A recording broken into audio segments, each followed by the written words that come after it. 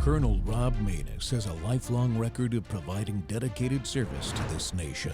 Having worked his way up from the enlisted ranks to full colonel, he served our country for more than 32 years. He has served as a bomber squadron commander, bomb disposal technician, Joint Chiefs of Staff Operations Officer, assisted the National Security Team with the campaign plan for the global war on terrorism. He authored the first theater nuclear war plan and served as the Vice Commander of America's largest airborne intelligence wing. Colonel Rob Maness is a true American hero.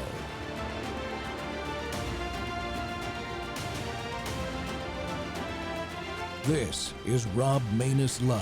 So, when I look at this, and we read about what's going on with AI, which I know is an area of expertise for you as well, looking into the future. This was a very conventional military situation with bombing campaigns and blockades. What do you think Iran potentially, as they try to survive the IRGC, what do they shift to as a power play? Well, you're absolutely right. They're going to have to look at different asymmetric threats. They tried a traditional asymmetric threat, get a long-range, intermediate-range ballistic missile and a nuclear weapon, or a long-range intercontinental ballistic missile and a nuclear weapon. We prevented that. So what they will look at now, I think, are more cyber tools, bio-based tools, so whatever they feel that they can use to bring pressure on the United States, to get leverage on the United States. Their cyber attacks were effective against singular companies in the United States during the last 45 days, not against sectors like China and Russia. They can affect like water and energy, full sectors. Yeah. That's why we need to pay really close attention to these new developments in these AI hacking programs, essentially, that are unleashed in a lot of places now. And we'll see what's next. Admiral Montgomery, thank you very much. Great to have you with us today. Good afternoon, everybody. Welcome back to the Rob Maness Show. It's More War Monday, and we're live on Worldview Tube and our X Spaces simulcast. Well, that video you just saw there, it should send a chill down your spine while the world watches missiles and drones and jets. Iran's Islamic Revolutionary Guard Corps and the Basij on the ground there are waging a relentless, invisible war in cyberspace. They're targeting our banks, our power grids, our hospitals, and our way of life. Cyber is the unseen battlefield of the 21st century. It's silent, it's deniable, and it can destroy infrastructure or cause real-world destruction without firing a shot. Iranian hackers are already probing and attacking American targets, and the threat of cyber ops triggering physical damage is no longer science fiction. We did it a long time ago inside Iran, by the way, and it's happening right now. This isn't just a problem for the Pentagon or our allied military forces, though, folks. It's a direct threat to every American family, every business, and every community. Today, we're cutting through the noise on this growing danger, and joining me for the show is Mark Bowling. Mark serves as Chief Information Security Officer and Data Privacy Officer at Signal Advisors and Signal Wealth, and also at First Day Healthcare. He's the founder and principal visionary of Marlin Data Security Audit, a former U.S. Navy nuclear engineering officer. He spent more than 20 years as an FBI special agent, a supervisory agent, and a field executive leading cyber, counterterrorism, and counterintelligence programs. He's currently completing his PhD in electrical and electronics engineering with research focused on the cybersecurity of our critical infrastructures, including the electrical power grid. Mark, welcome to the show. It's great to have you with us. Well, thank you very much, Colonel. It's great to be here.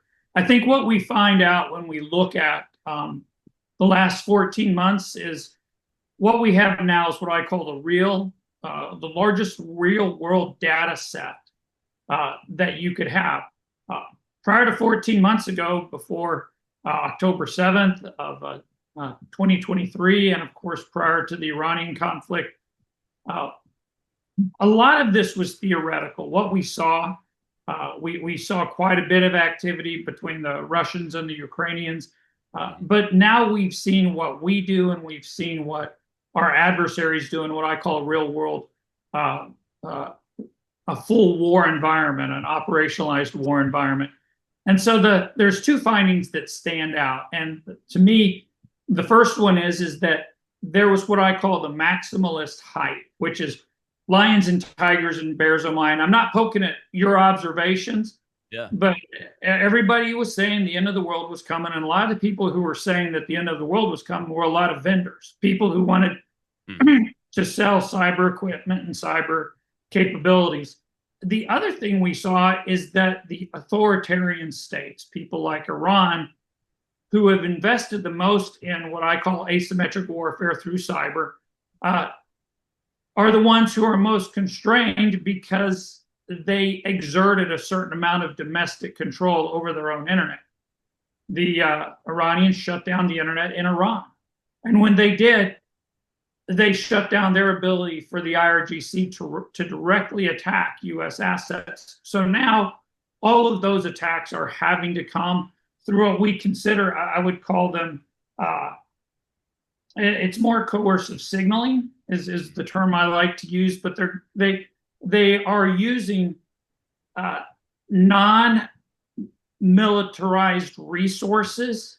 They're more like they've outsourced to activist groups who are involved, and you have like cyber avengers, and so you don't really see the IRGC engaging in what I would call true war fighting right now.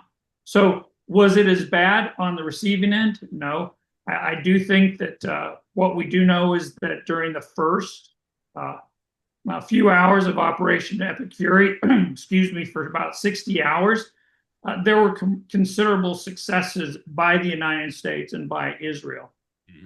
Israeli officials actually called the opening cyber salvos of Epic Fury the largest cyber attack in history. We do know that there were impacts on Iranian SAM sites.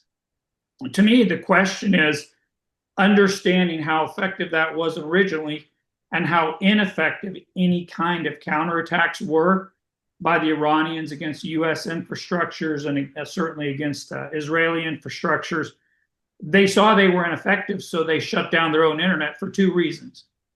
So that their internal opposition wouldn't be able to communicate with the outside, and so that we wouldn't be able to use our normal vectors to attack Iran. And so I think the two things that we've learned, one is that maybe our biggest fears were not realized, what I would call the maximalist hype. Now, it is still there. I'm not trying to tamp it down. I'm not trying to underplay how effective cyber warfare can be, but they tried to attack us and they were not as successful as they otherwise could have been. But that they were able, when they shut down their own internet, to reduce both their attack vector from us, but it almost completely eliminated their attack vector to us. Yeah. Now, go ahead. Yeah. I want to ask you about that. So, for the uninitiated, the Iranians have like this huge suppression apparatus on their interweb and internet capabilities that they can. Is it like turning it on and turning it off? Or do they have to go through a complex series of commands to either do it or undo it? So they can't just like open the window momentarily, send out an offensive cyber package, and then close that window? Well, I think that what they've done is they've completely isolated the interior telephone network. All of these, all of the internet activity goes through what we call layer 2 circuits. And those layer 2 circuits, so there's 7 layers in what's called the OSI model, Open System Interface model. The second is what we call the switching layer. And the switching layer would be switches inside a corporate environment, but they're basically telephone lines. There's T1 lines, T4 lines, T24 lines. And basically what Iran did is they went and they unplugged all those T24 lines that connected their internal telephone system and their internal digital network to the outside world. Now, they may be keeping some to Russia, they may be keeping some to China, maybe to Turkey, but the standard circuits, the standard routes that businesses in the United States or businesses outside of their selected allies would be able to communicate with them, those have been completely isolated. Now, I'm sure that the NSA and Cybercom have the ability to route into Iran through Russia or China, but why play that card for this target? And So to me, the modest but still effective performance of cyber warfare as an asymmetric warfare component, we've seen now empirically over the last 60 days, and before that, the previous 14 months, just how limited it can be. You still have to put ordnance on target. Mm-hmm. To stop something, you still have to put ordnance on target. Now, one thing that I did not see in my research, and because my research was focused primarily on technology, but I do think that the Israelis are probably quite effectively using signals intelligence through cyber warfare means to identify locations of members of the regime.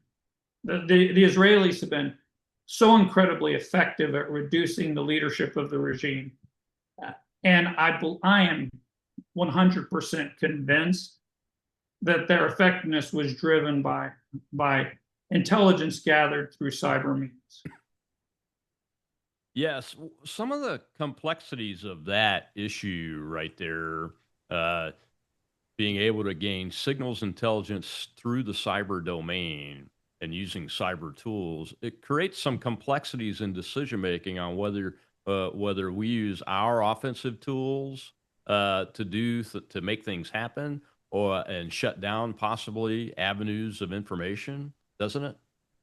It does, and I think what I want to do is I want to look at two exhibits. One is Russia as an exhibit, if it's okay with you, and then Iran as exhibit B. So Russia is going to be exhibit A, and what we saw initially in the after the invasion of Ukraine, and the invasion of Ukraine has been a categoric failure for Russia.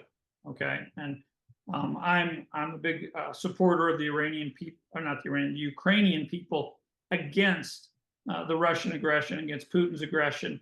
But we saw Sandworm. It's a tool that was developed ostensibly by Russian intelligence to go after Ukraine's critical infrastructures. It had some success initially, but once again, the success was moderated over time. And so what they did is they pivoted almost from the strategic objectives using Sandworm as a tool to what we would consider to be more frontline tactical objectives through what's known as infamous Chisel, where they would go after signal accounts and telegram accounts from stolen devices or captured devices, so they could actually make tactical targeting by reaching out to people. You could almost say that they were using it for signals intelligence for targeting purposes, as opposed to actually achieving strategic objectives. The other thing we saw was that the Russians attacked the Polish energy infrastructure in December of 2025. 4 months ago. It was originally attributed to Sandworm, once again a Russian tool, but eventually the attribution came to be an FSB. They're basically the Russians' FBI, an FSB tool. And so what we've seen is that most of the attacks for strategic purposes, once again, are on critical infrastructures.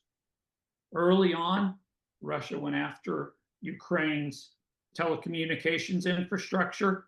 What did we do? We responded by giving them access to Elon Musk's satellite capabilities, and that really diminished the effectiveness of the Russian attacks on their Ukrainian telecommunication infrastructure. So what we see is Russia, probably the most belligerent and perhaps the most effective, I think, other than the United States, Great Britain, the United Kingdom, and Israel. Russia and China are probably right up there. I wouldn't say they're as good, but they're near peer. Okay, so they would be the most cyber mature, near peer belligerent let's nation. pick up on the Iran piece after this break. Okay, sure. But what I'm hearing is, like you said at the beginning, you still have to go kinetic. The cyber domain is a great tool, but even the large systemic-wide cyber attacks, like on the grid, they're not persistent because they can be alleviated through various means. All right, we'll be right back with cyber expert Mark Bowling here on the Rob Maness Show. It's More War Monday, and the part of the war you don't hear much about, the cyber war and all associated with it, is what we're talking about with Iran. We'll be right back.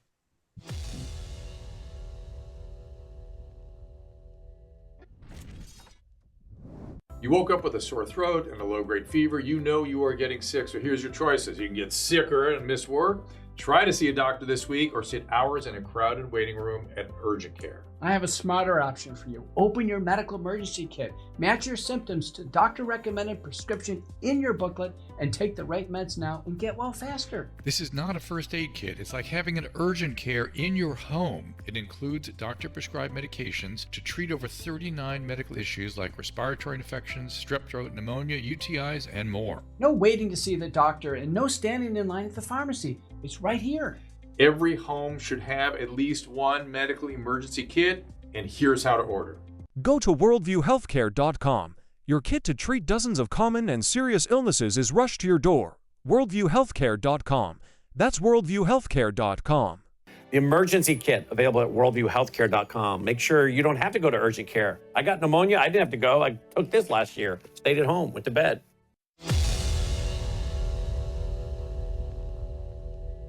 So Iranian hackers are retaliating. They're saying that they targeted Stryker, which is a US medical device maker. They absolutely wiped this company, like erased all their systems. Their employees' mobile devices got wiped. They're saying this is in retaliation of the bombing of the all-girls school. I got this text message in my DMs this morning. I didn't know it was legit until the story broke, but they were just like, hey, we are hard down. They've wiped our systems, pushed OS resets to personal phones, work profiles, computers. Many servers have been wiped clean. All the work apps are down. The entire company is at a complete stop. The servers at the data center are inaccessible. They've accessed through our admin accounts, put their signature and artwork on all login pages. This is classic hacktivist stuff. And they sent emails to the executives taking ownership of the attack. They're not even trying to hide who's doing it. The news is starting to break as people are waking up and realizing what's going on. Companies put out an announcement saying, yep, we're experiencing a global network disruption affecting our Windows environments. But you don't see this kind of attack often. Wiped. 200,000 systems wiped. This isn't ransomware. This isn't espionage. This was a cyber attack in every sense of the word. Welcome back to the Rob Maness Show. It's More War Monday, and we're talking about the cyber part of the war with Iran and other adversaries' potential involvement. My guest today is Mark Bowling. And Mark, I wanted to show that little clip there. It's one of the few pieces of public information that's out there about a specific target. But the things that stood out to me were basically what you were saying. These guys have been reduced to maybe like a hacking type of cyber attack instead of being able to attack an entire grid system like our electrical grid or the telephone system. I think they were able to take down parts of the AT&T network early on the phone side, but it was very non-persistent and dissipated fairly quickly and was handled there. But these aren't the type of cyber attacks that we and the Israelis have been doing on them, are they? No. This is the attack on Stryker is what I would call a temper tantrum. Okay, it's a temper tantrum. They went in and they didn't even get what they really could have gotten out of this attack. We see probably 30 attacks of this magnitude a year directed at hospitals, healthcare providers, our medical infrastructure, and usually they're by Russian organized crime. It's almost entirely Russian organized crime. There's one specific group that does the majority of it. And what they did is instead of deleting everything and encrypting everything and walking away and asking for a ransom, all they did was just delete everything. They hit the kill switches. And now you have Stryker having to rebuild generally from stored media, from backup. Stryker's not going to be able to do that. The resetting of the phones is an inconvenience for the people who work at the company, the devs and the salesmen and the account executives. That happens. And once again, I'm not trying to minimize it, but I'm not sure what strategic objective that impacted the United States or Israel's warfighting capability was. It was a temper tantrum. What they did is they found a softer target, and then they wiped the softer target. And is it bad? Yes. Is it going to impact how much Stryker is going to pay in the future for breach insurance? Yes. Is it potentially going to affect the value of Stryker's stock, or if they're part of a holding company, a private equity company, will it affect their profits? Yes.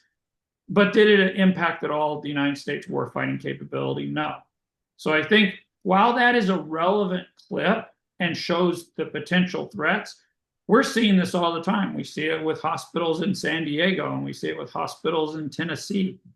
This is happening. And so to me, the response to that is, oh my, the Iranians are coming? No, it's, oh my, the Iranians have gone to they've gone to the Little League field, and they're queuing up T-ball, and they're calling it a win.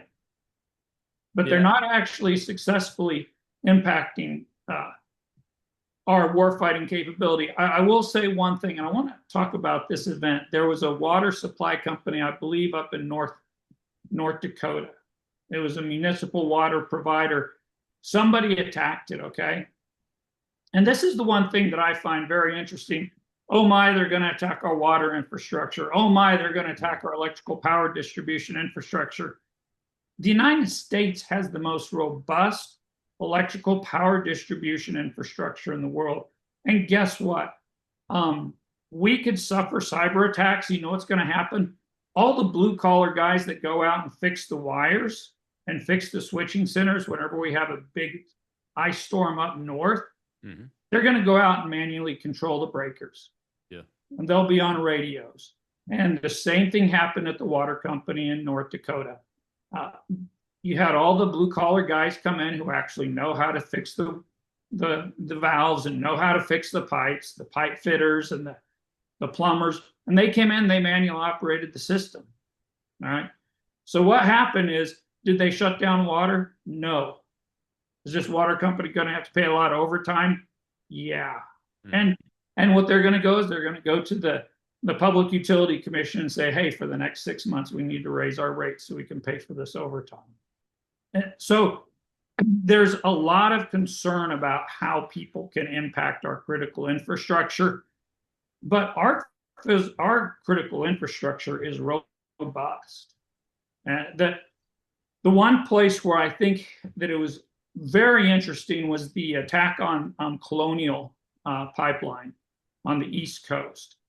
And it was a very successful attack on the enterprise. So there's the operational technology side, which is I call the control plane, controls all the technology. And then there's the enterprise side. The Russians successfully attacked the enterprise side, and it was out of an abundance of caution that Colonial said, hey, we want to make sure that the control plane is pure.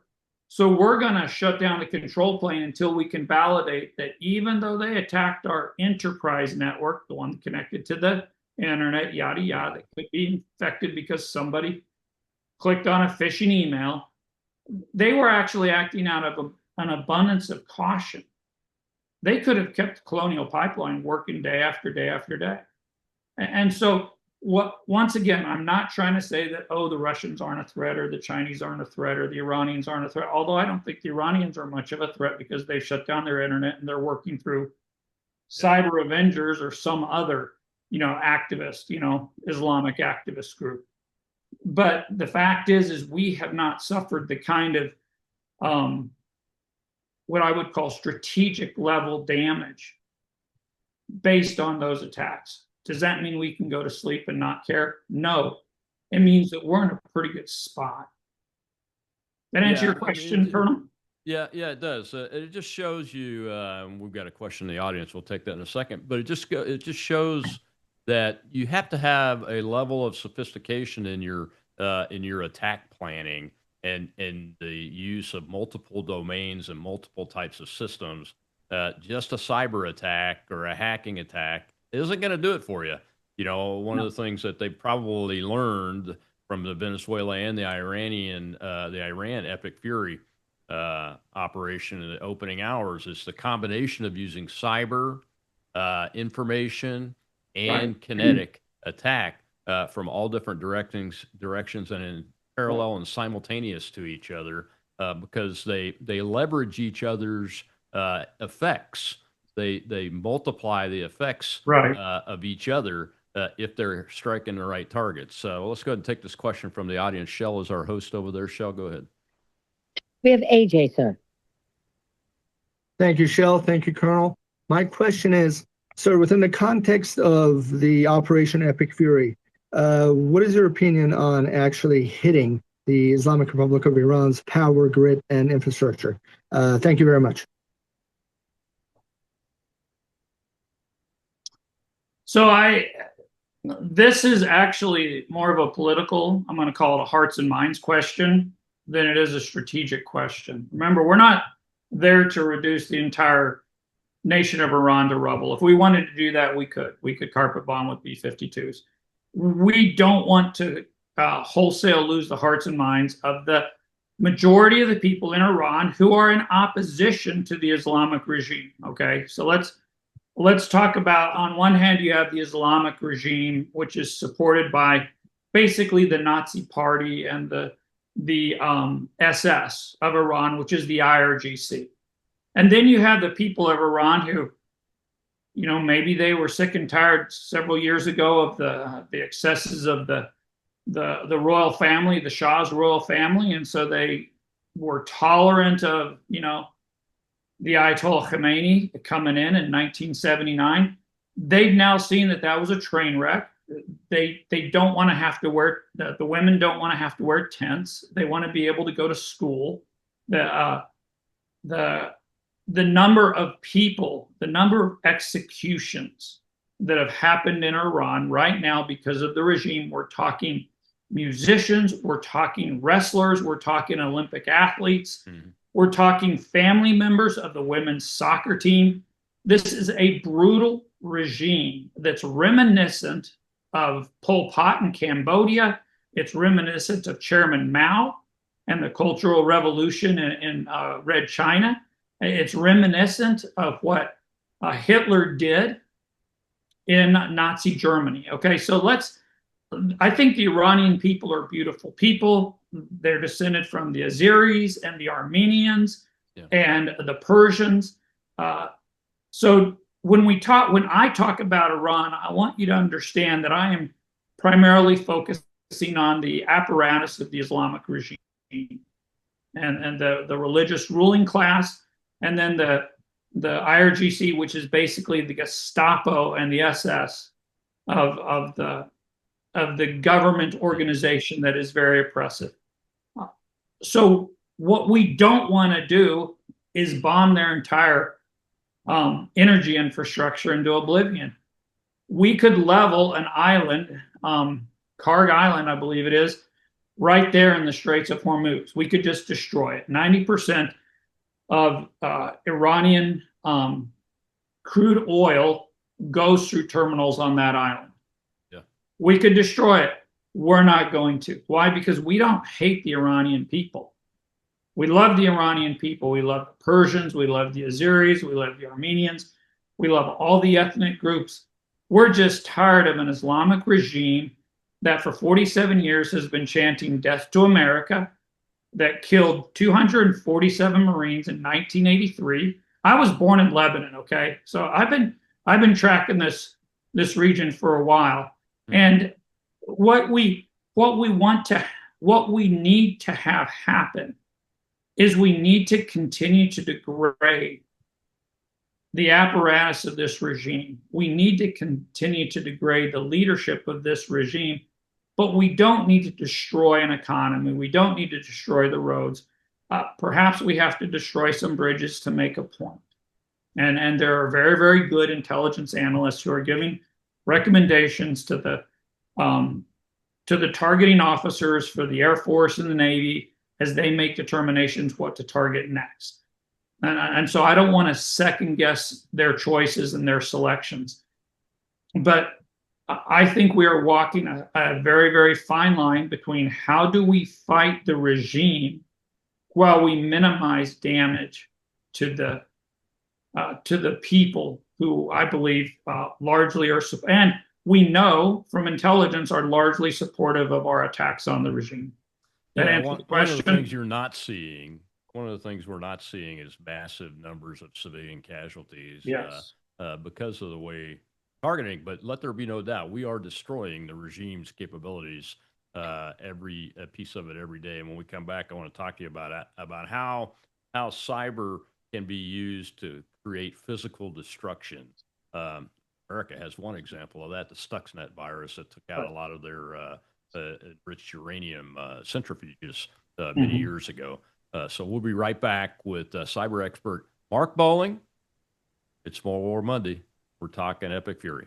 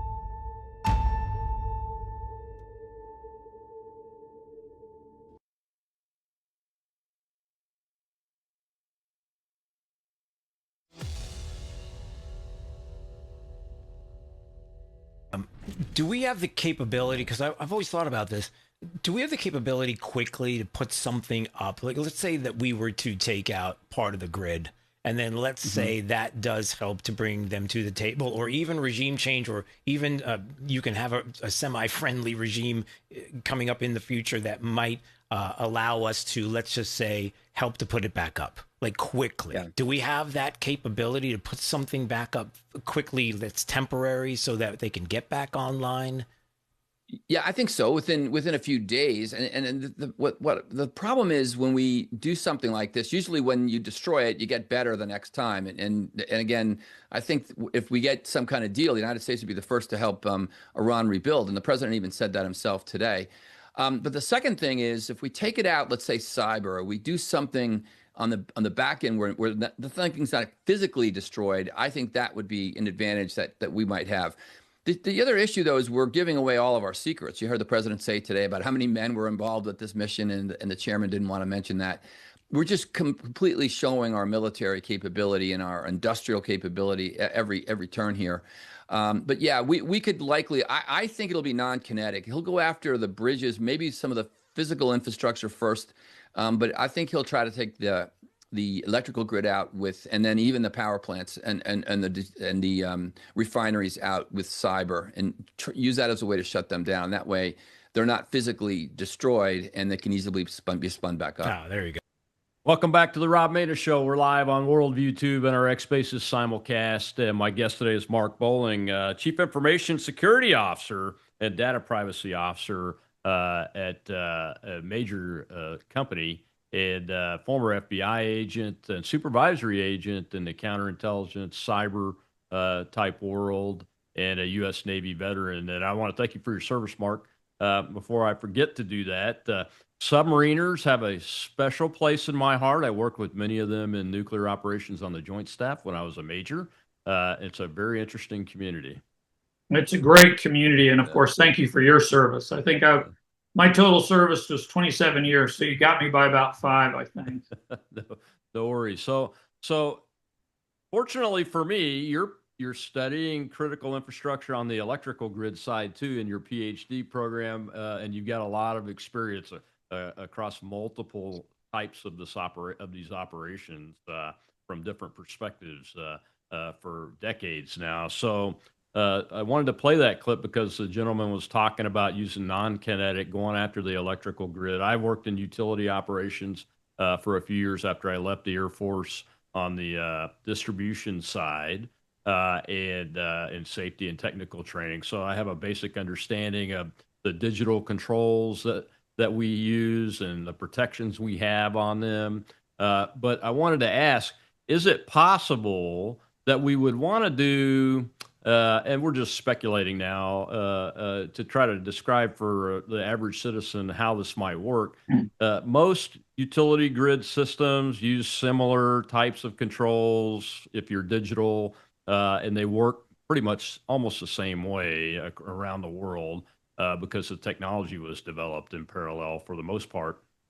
And they're switching out parts from different parts of the world all the time. Right. But some of these nodes that feed the IRGC directly, we would want to damage them to the point where it would take them a long time to destroy. But others, as you were speaking about earlier, is maybe we want a non-persistent effect, a total blackout for 48 hours, and those kind of things to disrupt their operation and keep them from repairing the ones that we break. Is that an approach that we would likely use to go after a system like the grid system? So let me just tell you how the grid is here in the United States. And if you've been on the distribution side, you've probably learned a little bit about this. We have the bulk electrical system. That's kind of at the highest level. We have, I think, 7 different, they're RTOs, regional transmission operators, or ISOs, integrated systems operators. And they manage the flow of large amounts of electricity between what we call distribution providers. So if you were going to try to attack the US grid, you would want to go after one of the RTOs, regional transmission operators, or ISOs, integrated systems operators. That would be pretty tough because their enterprise network, remember how I talked about the enterprise network and the control plane? The control plane is isolated from the internet using what the North American Energy Reliability Corporation calls the electronic security perimeter. Okay, so it's basically an air gap system. You can get in and mess with their records and their financials and their HR, but you probably can't mess with the control plane of the bulk electrical system. At the actual distribution provider level, it may be a little bit easier. I don't think it's enormously easier, just because the best practices in the electrical power distribution community are pretty good. And even if you do shut something down, they're going to send a linesman and our supervisor out there in their truck, and they're going to manually manage the grid at a switchgear. We have people who do that because those switchgears were my electronics technicians or my electricians' mates. They manage the power distribution either on a sub or on a carrier. So we have good people, so we have good best practices to fall back on. In Iran, I'm not sure exactly how discrete that is. I'm sure that, as in most, I would call them near peer or second world nations, that their electrical power isn't as consistent as ours is here in the United States. Do I think it's theoretically possible? Yes. Many things are theoretically possible. Stuxnet proved that. Are we going to utilize our capabilities and show as many of the cards as we would have to show in order to achieve what I would consider to be a very limited strategic objective? Okay, so let's assume that a lot of their devices called digital control systems, industrial control systems, PLCs, programmable logic controllers. Those are the things that are going to actually open the breakers and close the breakers and spool up the standby diesel generators, all of those components that are part of a large, well-balanced grid. Many of those are probably produced in China. In many ways, Iran has been a rump state of China for a while.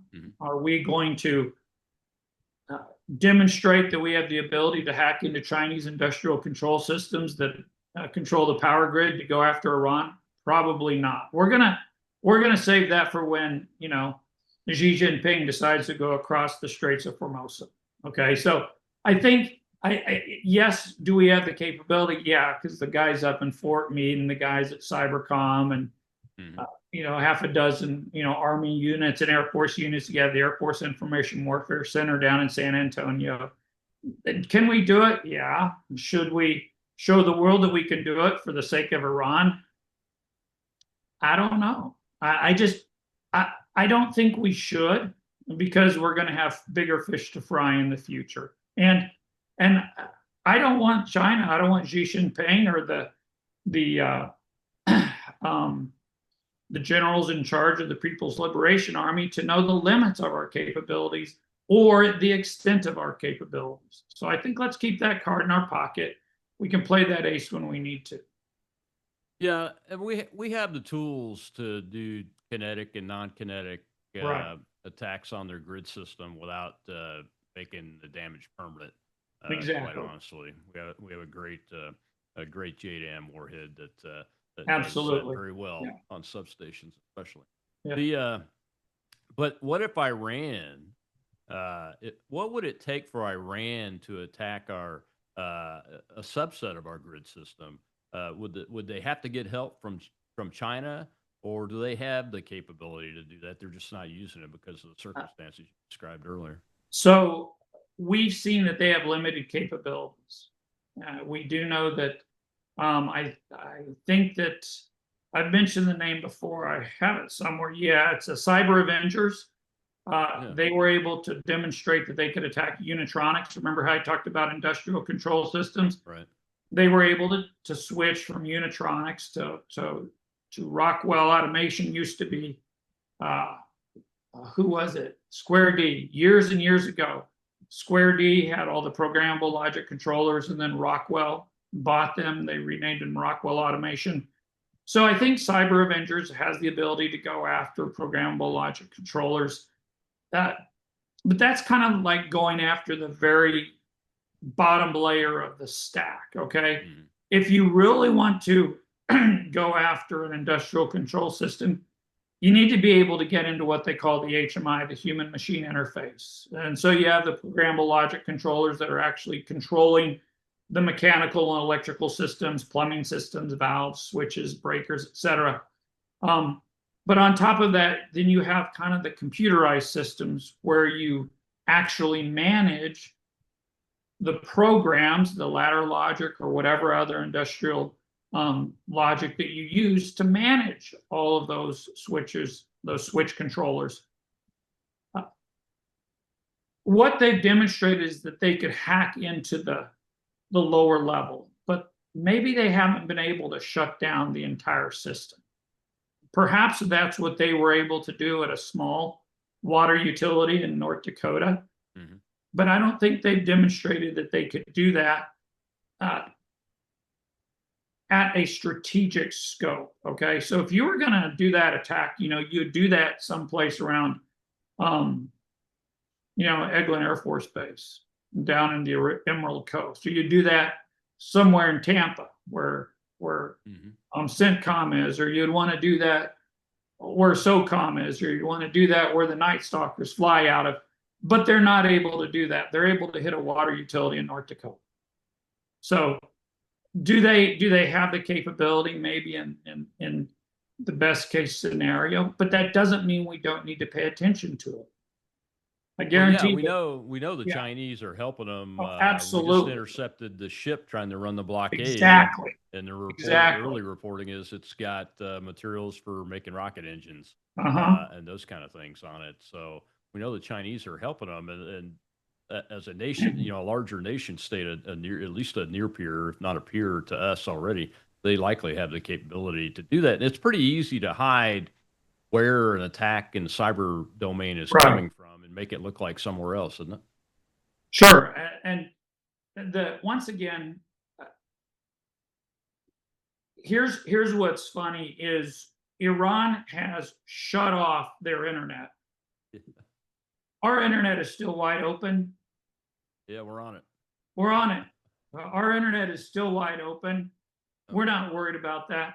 I will tell you one thing and I want to make sure that we have to understand Cyber warfare is what I call a complementary capability. It's like signal intelligence. It's like human intelligence. It's a complementary capability that makes the rest of your war fighting better.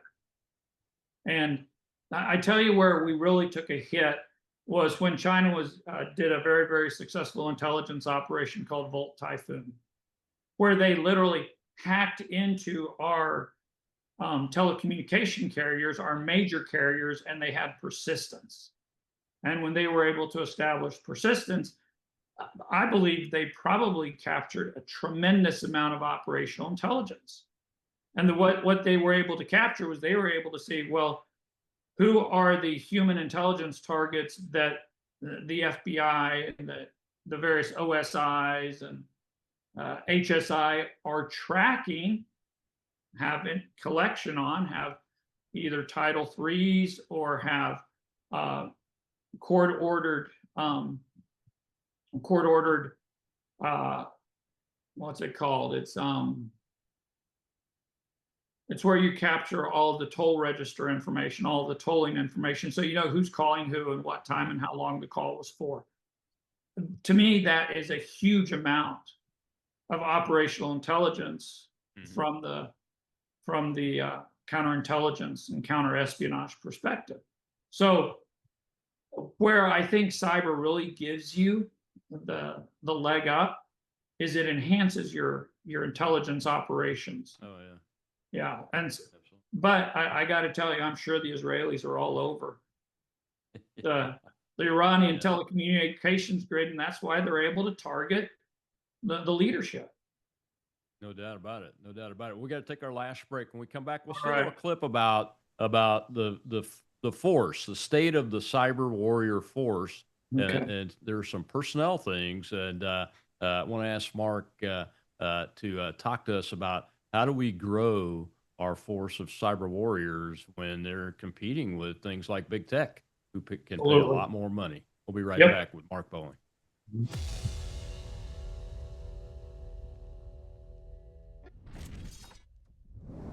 News is moving faster than ever, and so are we. Worldview Tube brings you 24/7 live stream coverage and now real-time alerts when it matters most. Once you have the Worldview Tube app installed, exit the app and navigate your way to Settings. In Settings, locate the tab labeled Notifications. Select the Notifications tab. Scroll down until you locate the Worldview Tube app icon. Select the tab, and here you can turn on and customize your notification experience for the Worldview Tube app.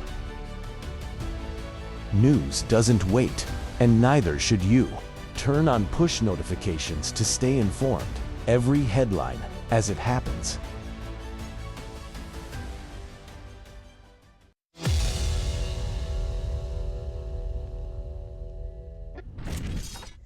The chairman of the Joint Chiefs confirmed it in early March.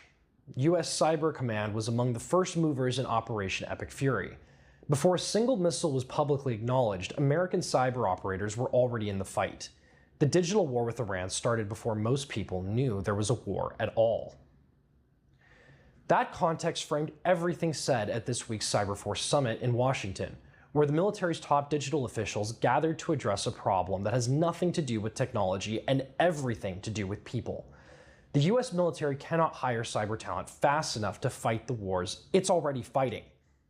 Army Lieutenant General Paul Stanton didn't dress it up, saying, "Our cyber warfighters are in persistent daily contact with adaptive adversaries," he told the summit.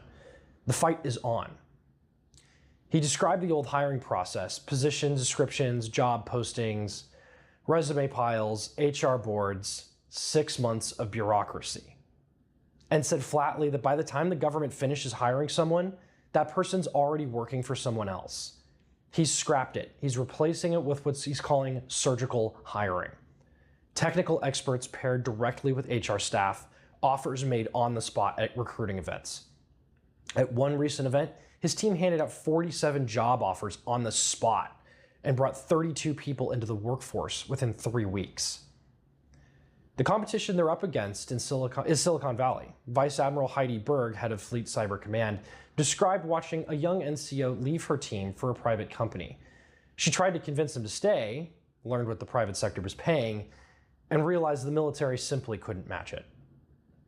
The answer the military is leaning on isn't salary, it's authority. Cyber operators in uniform can conduct operations that no private sector employee is legally permitted to do. They get to participate in things that actually matter at a national scale, including right now, an active war. Cybercom 2.0 is the overhaul trying to fix the pipeline permanently, linking Cyber Command directly to the military branches, building specialized teams, preventing burnout, and keeping talented operators from having to give up their keyboards to get promoted. The cyber workforce problem isn't new. The Iran war just made it impossible to ignore.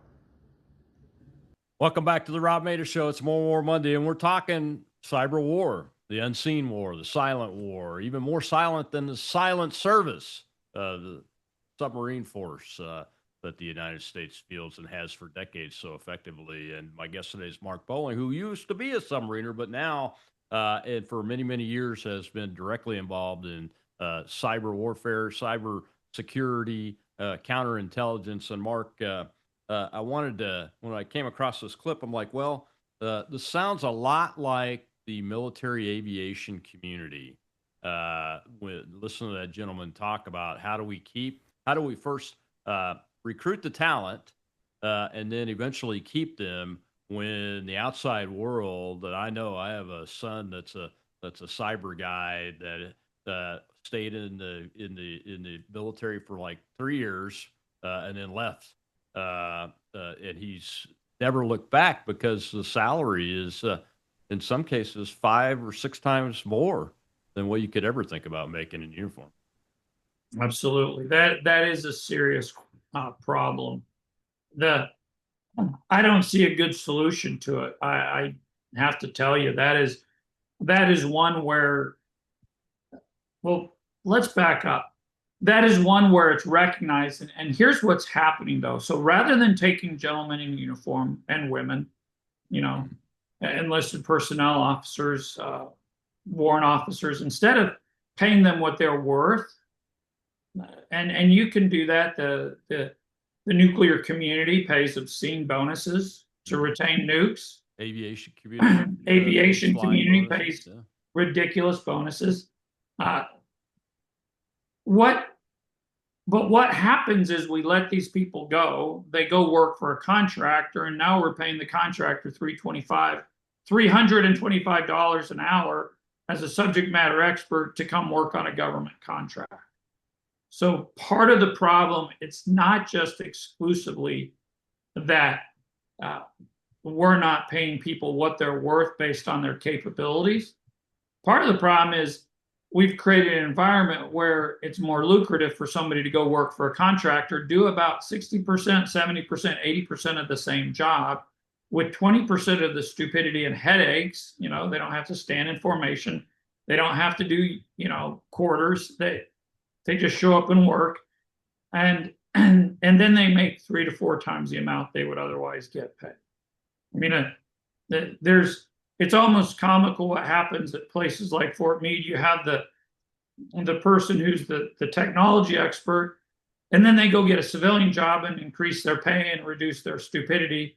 And then they go and they become a contractor working for the very same role that they were in. And so that is a model that I just don't think is sustainable. Mm-hmm. I mean, how much do you think Mandiant and Unit 42 and Recorded Future, you can just go right down the line, how much those guys are getting paid when they're doing government contracts and they're doing a lot of the same work that they used to do when they were in uniform. Oh yeah. It's just, do we have the capabilities? I will tell you something where I've had an idea. I'd like to see it implemented here in Arkansas. And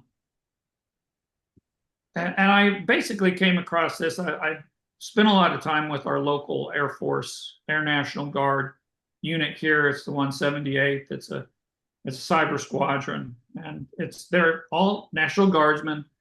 Some of them, One of them works for AutoZone out in Memphis. A couple of them work for Worldwide Technology up in St. Louis. Every couple of weeks they come to Little Rock for their drills, and I've gone out and done some presentations for them. We did a drill called Cyber Shield, an exercise, and I was, quote, their civilian community member. I owned the railroad company that they were trying to protect, yada yada. Really fun group of gentlemen and ladies. And the Cyber Shield exercise is so awesome because it includes the National Guardsmen, many of whom, when they're not working for, $32 an hour on the weekends for the Air National Guard, they're making $98 an hour, $130 an hour working for Worldwide Technology or Presidio or some of those other companies. I think we absolutely should expand as much as we possibly can, as much as we can possibly justify both our reserve cyber units and our National Guard cyber units.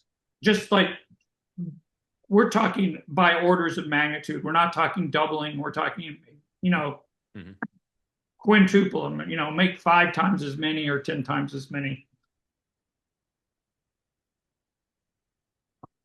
Because when the bubble goes up, the cyber bubble goes up, and Xi Jinping decides to do something stupid in 2028, we're going to have a cyber war on our hands, and these people will want to be involved. They missed the men and women they worked with in uniform. They may not have missed the 04, who was a complete sociopath. Yeah. But they missed the E7, they missed the E9, they missed the 03. Because the 03 went out and got a job and then hired them to go work for Worldwide Technology, and now they're all reservists together. But we should expand our I'm going to call it cyber militia, so that when something does happen, we are able to quickly stand up the kind of defense mechanisms that we will need to have. Yeah. And the second thing I think we need to do in addition to that is we need to start assigning some of these units. Like we have the 178th, it's one unit. Okay. Well, maybe we need a 178th cyber squadron that's going to be assigned to Southwest Power Pool, which manages the grid in parts of 15 states, one of those regional transmission operators, that headquarters is in Little Rock. And maybe we need to have another cyber squadron, Air National Guard or Reserve Cyber Squadron, that's assigned to the state of Arkansas government. Right. We're going to protect, the state police. And so you have these opportunities for integration, before something happens. Yeah, I was thinking about that yesterday on April 19th. And, the shot hurled around the world in Lexington and Concord, those were militia that were regular citizens called upon to defend their communities. And this is a threat, an active threat that gets you at the community level. It hits you at the community level. So having, I like the way you're thinking about that. Having an increase in cyber warfare units in the Guard and Reserve, and assigning them to specific tasks, regions, or specific targets that are under that threat day to day. I think is very important, because then they could not only, take care of that ISO headquarters, but also, look for other threats coming in around it. And eventually, if they get called to active duty in a major war, then we're all synced together already. I like that idea. But it's going to take out of the box thinking, Mark, by some dude in the Pentagon that's got an SCS by his name, probably. Those guys, as we see every day, are pretty resistant to new ideas. But we have the right leadership team, political appointee wise, that might hear that idea and start giving it some serious consideration. I like it. Well, hey, man, thank you so much for joining us today. I've been wanting to do a show on cyber warfare for a long time. because folks, they think they understand it maybe, or they just don't understand it, and they think they hear hacking and think it's cyber warfare, et cetera. There's a big difference between Absolutely. warfare and hacking, and I think you helped explain that very well. We appreciate you. All right. Thank you very much. It was great to be on, Colonel. Thank you. And tomorrow, folks, is Training Tuesday. Steve Baker, formerly of the Blaze, hopefully talking about January 6th pipe bomber and some other things that are going on in the independent media world. He's one of the most trustworthy out there. Hopefully we'll have him this time. Steve Baker. I'll see you then.